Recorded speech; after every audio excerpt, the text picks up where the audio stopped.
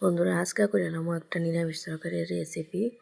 পাঁচমিশালি তরকারি তো এটার মধ্যে থাকবো পুঁই শাক, আলু, বেগুন আর কুমড় দিয়ে একটা তরকারি। আর এখানে করলাম আমি কয়েক টুকরা বেগুন ভাজি। তো বেগুনগুলি আমি কাইটটা নিয়ে সেটা ধুইয়া আগে সবজিটিও ধুইয়া লাইছি। তো হলুদ নুন লঙ্কার গুঁড়া দিয়ে আমি এটি ভাজলামও নর্মালি যেমন বেগুন ভাজা করে সবাই। তো দেখো আমার এদিকে বেগুন ভাজাটি হয়েও গেছে। আর এদিকে আমি একবারে পাঁচফোড়ন দিয়া সেরা হলুদ নুন লঙ্কার গুঁড়া জিরা ধনিয়া দিয়া সেরা একবারে মশলাটা দিয়ে সম্বাদ দিয়ে বোয়াই দিছি।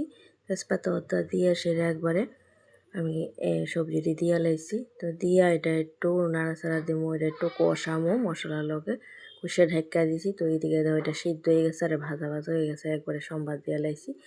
তখন এটা মাখামাখোই থাকবো, বেশি ঝোল দিতাম না, কারণ এই অবস্থা করে মধ্যে একটু মাখা মাখা থাকলেই